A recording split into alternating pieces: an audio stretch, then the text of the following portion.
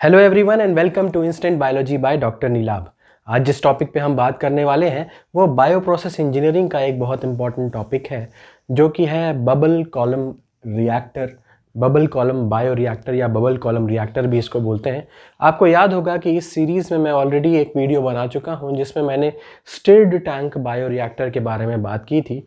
तो ये उसी तरीके का कुछ बायो रिएक्टर है, बट गेट के एग्ज़ाम और गैट बी के एग्ज़ाम के लिए ये थोड़ा सा इम्पोर्टेंस रखता है।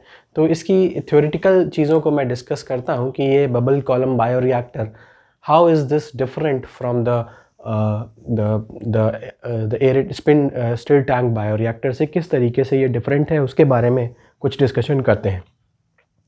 तो सबसे पहली चीज़ तो एक चीज़ ये है कि आपने अगर स्टिर टैंक बायो रिएक्टर वाला वीडियो नहीं देखा है तो उसे देख लीजिए, तो उससे इसको समझने में आपको काफ़ी आसानी हो जाएगी। तो let us start with this. In this bubble bio reactor, इसमें होता क्या है, you do not require mechanical agitation. आपको मैकेनिकल एजिटेशन की ज़रूरत नहीं है। आपको याद होगा ना कि हम लोगों ने जब स्टिर्ड टैंक बायो रिएक्टर बनाया था तो कुछ इस तरीके का स्ट्रक्चर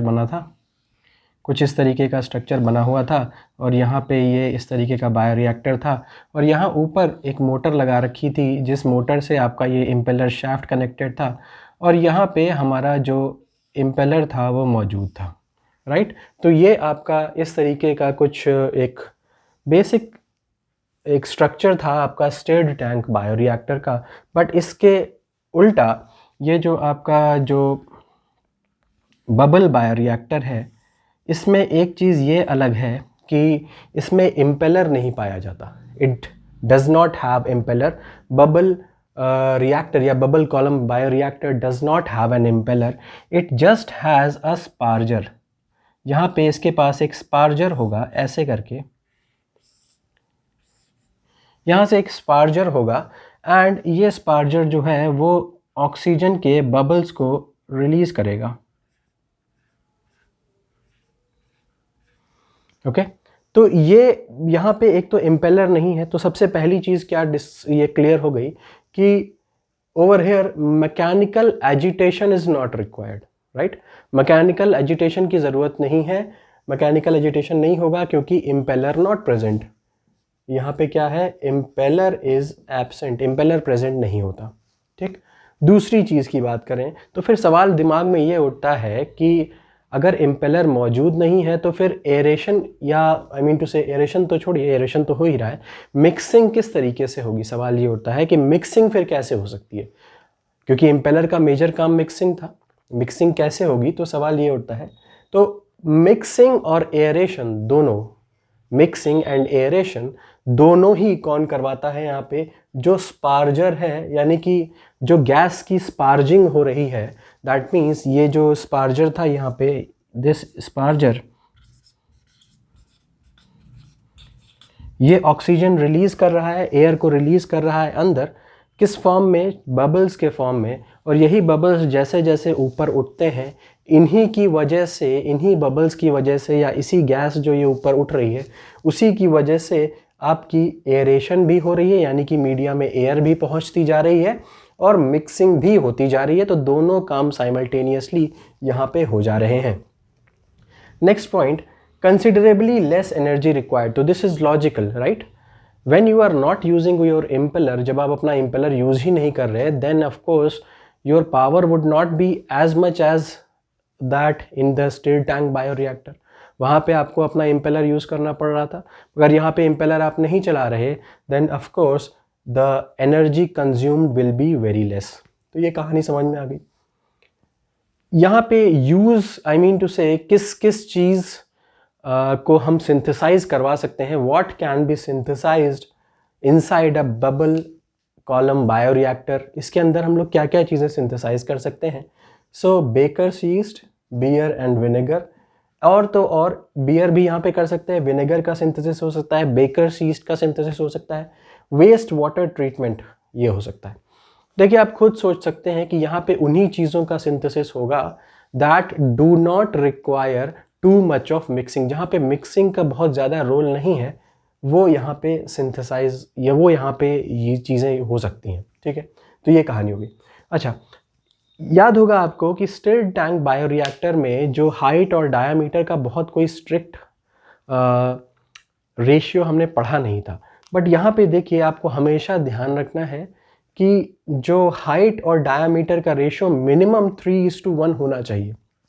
दैट मीन्स अगर आपका डायामीटर 2 सेंटीमीटर है तो जो हाइट होगी वो 6 सेंटीमीटर होगी। 6 सेंटीमीटर का कोई बायोरिएक्टर बनेगा नहीं, बट यही रेशियो आपको ध्यान रखना है। This is the ratio that you should remember, that at least 3 times the height should be at least 3 times the diameters measurement, right. या कुछ केसेस में ये 6:1 भी देखा गया है। अभी इसके पीछे रीज़न बताता हूँ कि ये क्यों ज़रूरी है। तो 3:1 या 6:1 जो हाइट और डायामीटर का रेशियो है ये होना चाहिए।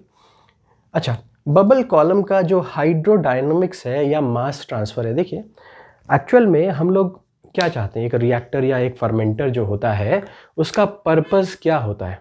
उसका पर्पस ये होता है कि हम जितना भी मास है या जितना भी न्यूट्रिएंट है, न्यूट्रिएंट के कंपोजिशन है, उसको हर सेल तक पहुंचा सकें।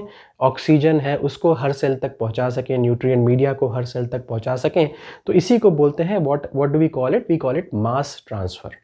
तो अल्टीमेट बायोरिएक्टर का जो मूवमेंट है उसका पर्पस ये है कि हम बहुत सारे सेल्स को, जो हमारे इतने सारे सेल्स ग्रो कर रहे हैं, उनके अंदर वी कैन ट्रांसफ़र, हम उन तक पूरा मेटाबोलाइट जो भी हमारा गैस है उसको पहुंचा सके। ये मेरा मेन पर्पस था। तो बबल कॉलम की जो हाइड्रोडायनामिक्स है, मतलब जो इसकी फ्लूइड जो जिस तरीके की वर्किंग है और उसका मास ट्रांसफ़र किन चीज़ों पे डिपेंड करता है। देखिए यहाँ पे कहीं पर भी इम्पेलर का मेंशन नहीं है। स्टिर्ड टैंक बायोरिएक्टर में इम्पेलर का बहुत बड़ा योगदान था, बट यहाँ पे देखिए मेजरली जो मास ट्रांसफ़र है that is depending upon gas flow rate. अब इस स्पार्जर के अंदर से आप कितनी तेज़ी के साथ गैस का इनपुट डाल रहे हो उसके ऊपर ही आपका मास ट्रांसफ़र डिपेंड करेगा। Why? Because you are not using impeller over here. आप इम्पेलर यहाँ पे यूज़ ही नहीं कर रहे। If you are not using impeller over here then the mixing has to be done by the bubbles that are moving upwards. जो bubbles ऊपर की तरफ मूव कर रहे हैं, they should be solely responsible for the mixing of the liquid, right. तो ये चीज़ यहाँ पे हो गई। तो गैस फ्लो रेट के ऊपर डिपेंडेंस। नेक्स्ट, स्पार्जर डिज़ाइन के ऊपर। अभी तक मैंने स्पार्जर की डिज़ाइन के ऊपर बहुत ज़्यादा बातचीत नहीं की है कभी, बट देखिए स्पार्जर का डिज़ाइन अलग अलग हो सकता है। एक ओपन ट्यूब हो सकती है इस तरीके से, तो यहाँ से बबल्स निकल सकते हैं। परफोरेटेड ट्यूब हो सकती है, तो ये मैं बहुत रफली बता रहा हूँ। ये परफोरेटेड ट्यूब हो सकती है, ऐसे करके यहाँ से बबल्स निकल सकते हैं। अगर मैं आपसे बोलूँ कि नहीं ये दोनों भी नहीं है, तो एक रिंग शेप बायोरिएक्टर्स भी आते हैं। तो अब आपने देखा होगा, चाय की छलनी देखी होगी जिससे आपने ज़रूर कभी ना कभी चाय बनाई होगी, नहीं बनाई होगी तो पी तो ज़रूर होगी, अगर नहीं पी होगी तो देखी तो ज़रूर ही होगी, जिससे चाय की पत्ती को छानते हैं। उस तरीके की एक छन्नी समझ लीजिए, ठीक। और इसके चारों तरफ ये पोर्स समझ लीजिए। अब इन पोर्स के ज़रिए क्या होता है, अगेन ये ऑक्सीजन जो है वो निकल करके बाहर जाती है, राइट। तो ये डिपेंड करता है कि स्पार्जर का डिज़ाइन आपका कैसा है, किस तरीके का स्पार्जर अपन यूज़ कर रहे हैं, तो उस बेसिस पे भी ये इसका जो मिक्सिंग वगैरह है वो डिपेंड करेगा, ठीक। नेक्स्ट आ जाते हैं कॉलम का डायामीटर। हाइट और डायामीटर दोनों ही कह देते हैं। तो एक्चुअल में रखा क्या जाता है, डायामीटर थोड़ा सा कम रखा जाता है और हाइट बहुत अधिक रखी जाती है। क्यों? क्योंकि देखिए बबल्स जो हैं वो कभी भी ऐसे साइडवेज मूवमेंट नहीं करेंगे, राइट। वो ऊपर की तरफ चढ़ेंगे, ऊपर की तरफ मूवमेंट करेंगे। तो जितना ज़्यादा हाइट होगा उतना बेहतर इनका लिक्विड के अंदर मूवमेंट होगा, जिससे लिक्विड की और बेहतर तरीके से मिक्सिंग हो सकती है। इसीलिए द कॉलम डायामीटर और जो हाइट है वो उसको जिस रेशियो में मैंने बताया था उस रेशियो में रखा जाता है। विस्कोसिटी ऑफ द फ्लूइड, मतलब आप जो फ्लूइड यहाँ पे यूज़ कर रहे हैं, the fluid that you are using, यानी कि the nutrient broth that you are using, उसकी विस्कोसिटी के ऊपर भी बहुत ज़्यादा चीज़ें डिपेंड करती हैं। तो आपने ये भी पढ़ा होगा विस्कोसिटी, और बेसिकली जो कोई भी फ्लूइड जो है वो कितना विस्कस है उसके ऊपर डिपेंड करता है कि उसकी मिक्सिंग के लिए हमें कितना ज़्यादा एफर्ट देना पड़ रहा है। जितना ज़्यादा विस्कस फ्लूइड होगा उसमें उतना ज़्यादा स्ट्रीमलाइन मोशन होगा, जितना कम विस्कस फ्लूइड होगा उसके अंदर उतना ज़्यादा टर्बुलेंट फ्लो होगा। तो ये सारी चीज़ें हैं, पता नहीं अगर आपने पढ़ा होगा डोरान के कॉन्सेप्ट्स को तो ये आपको क्लियर होगा इस चीज़ को। और बेसिकली ये भी मैं सारा डोरान से ही बता रहा हूँ, तो वो चीज़ समझ में आनी चाहिए आपको। ये हो गया, तो विस्कोसिटी के बारे में भी हमने समझ लिया, ठीक। Next, lower gas flow rate, जितना ज़्यादा कम आप गैस फ्लो रखोगे यहाँ पे, जितना कम धीमे धीमे गैस का फ्लो यहाँ से रखोगे तो क्या होगा, उससे बहुत धीमे धीमे जो आपके जो बबल्स हैं वो ऊपर उठेंगे, ऐसे ऐसे धीमे धीमे। और जितने बबल्स, जैसे एक बार में इतने बबल्स उठ रहे हैं, वो सारे की सेम वेलोसिटी से ऊपर उठेंगे, ठीक है। जैसे कि ये मान लीजिए मैं 3 इस तरीके से बना देता हूँ, ये जो बबल्स उठ रहे हैं ये सारे के सारे सेम वेलोसिटी से ऊपर की तरफ उठ रहे हैं। तो इसकी वजह से क्या होगी, यहाँ पे होमोजीनियस मिक्सिंग होगी। होमोजीनियस जो है वो मिक्सिंग देखने को मिलेगी। तो होमोजीनियस फ्लो यहाँ पे देखने को मिल रहा है। लिक्विड मिक्सिंग जो है वो यहाँ पे कम होगी। लिक्विड मिक्सिंग जो है वो थोड़ी लिमिटेड रहेगी, क्योंकि आप उतनी स्पीड में बबल्स को नहीं बढ़ा रहे, उतनी स्पीड में एयर फ्लो नहीं करा रहे।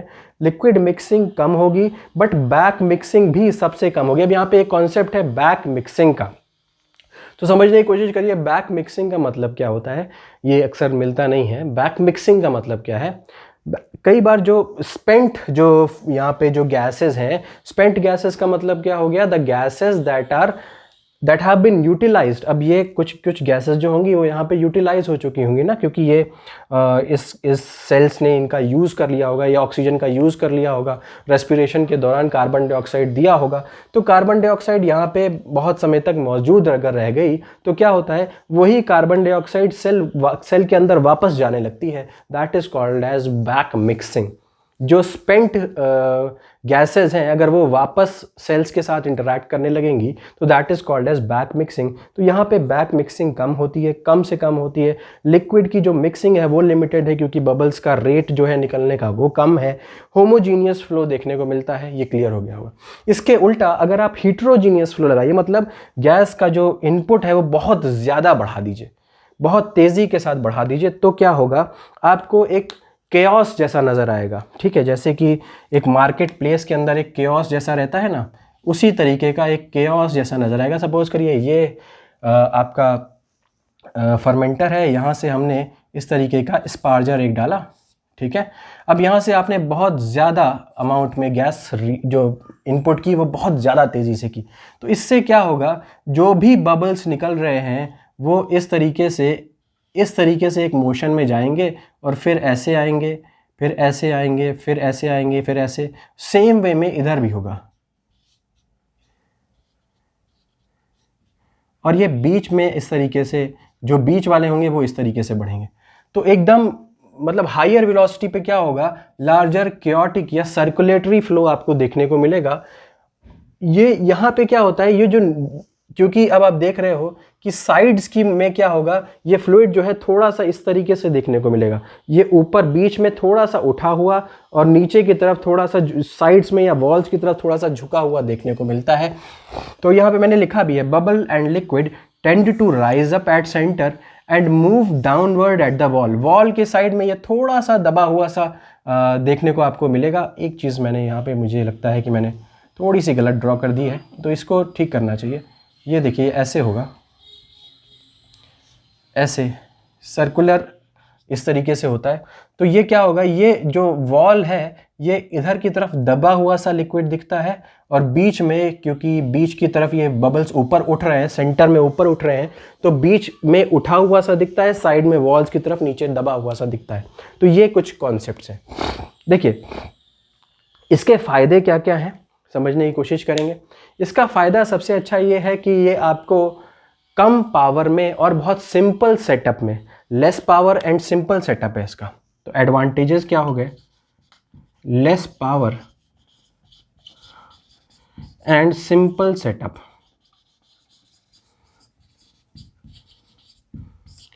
दूसरा एक और डिसएडवांटेज क्या है देखने की कोशिश करिए कि इसमें भी फोम बनता है, ऊपर की तरफ आपका फोम उठेगा। जैसे कि स्टिर टैंक बायोरिएक्टर में फोम था, वैसे ही यहाँ पे भी फोम उठता है, और इस फोम को ख़त्म करने के लिए आपको एंटी फोम यहाँ पे डालना पड़ता है।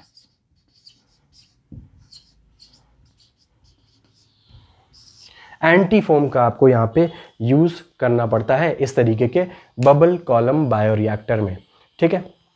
तो ये कुछ एडवांटेजेस और कुछ डिसएडवांटेजेस थे। ये पूरा कॉन्सेप्ट था बबल कॉलम बायोरिएक्टर का।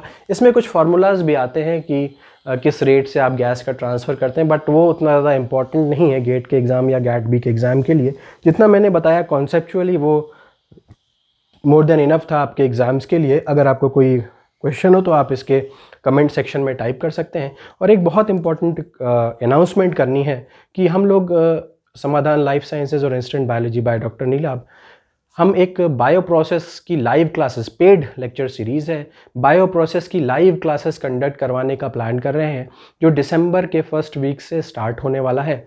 अगर आप उसके लिए इनरोल करना चाहते हैं, बहुत ही अफोर्डेबल प्राइसेस होंगे और depends upon the students, number of students, कितने स्टूडेंट्स पार्टिसिपेट करेंगे उसके ऊपर डिपेंड करेगा। अगर आप चाहें तो उसके लिए इनरोल कर सकते हैं, उसके लिए हमसे डायरेक्टली कांटेक्ट कर सकते हैं। इस वीडियो के डिस्क्रिप्शन में आपको एक टेलीग्राम चैनल का लिंक मिलेगा, उसमें जा कर के हमसे डायरेक्टली कांटेक्ट कर सकते हैं अगर आपको उस कोर्स के लिए इनरोल करना है। Thank you so much, have a good day.